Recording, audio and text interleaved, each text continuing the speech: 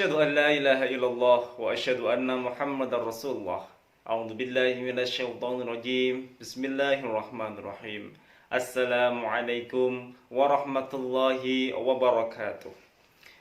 Alhamdulillahirabbil alamin wassalatu wassalamu ala asrafil anbiya wal mursalin sayyidina wa maulana Muhammadin wa ala alihi wa sahbihi ajma'in. Qala Rasulullah sallallahu alaihi wasallam fi hadis sahih, bunyal islamu ala khamsin, syahadati an la ilaha illallah wa anna Muhammadar Rasulullah wa iqamis shalah wa ita'iz zakah wal hajj wa shaumi Ramadan. Bapak, Ibu yang dirahmati oleh Allah Subhanahu wa taala, anak-anakku SMA Negeri 9 Malang yang berbahagia.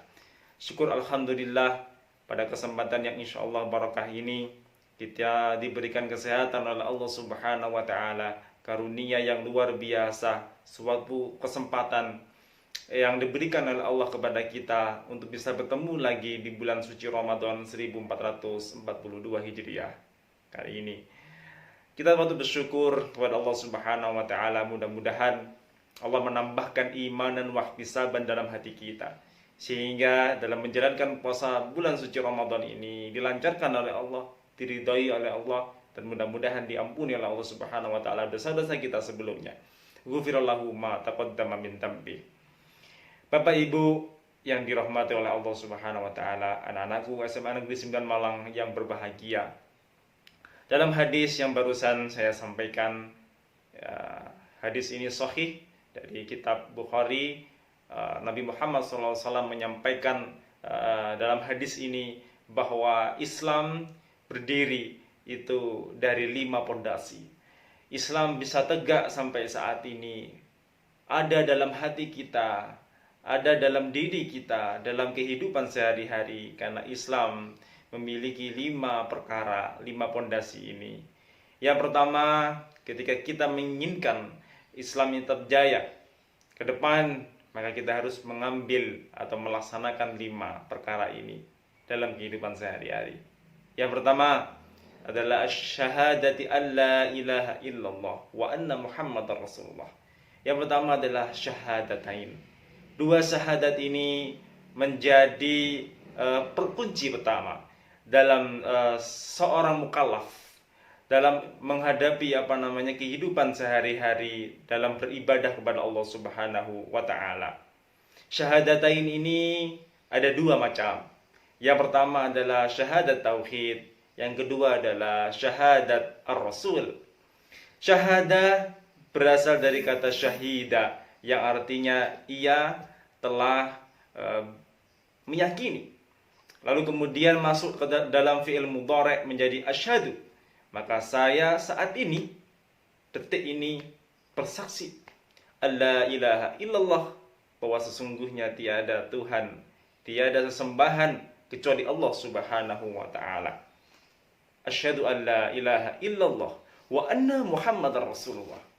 Dan sesungguhnya Muhammad adalah utusan Allah. Nabi Muhammad adalah panutan kita semua, utusan dari Allah. Maka seyogyanya ketika kita sudah bersyahadat tauhid, maka seyogyanya kita bersyahadat juga kepada Muhammad, memberikan kesaksian agar supaya kita dalam menjalankan ibadah ini selalu dalam aturan-aturan dari Allah melalui tuntunan-tuntunan Nabi Muhammad sallallahu alaihi wasallam. Yang kedua adalah wa iqamis shalah, mendirikan salat. Mendirikan salat menjadi poin yang kedua dalam hadis ini. Karena ketika kita sudah berikrar, meyakini dari syahadat tadi, maka kita harus mengaplikasikan dalam kehidupan sehari-hari. Ini menjadi penting. Kita lihat bahwa seluruh nabi diperintahkan untuk sholat.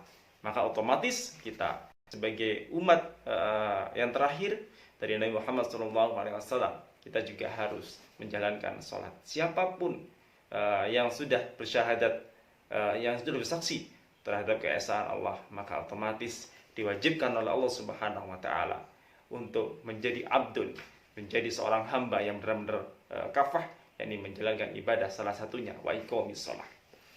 Yang ketiga adalah wa itaiz zakah, menunaikan zakat. Menunaikan zakat merupakan sebuah kewajiban bagi kita, khususnya juga ketika kita mau melaksanakan hari raya Idul Fitri.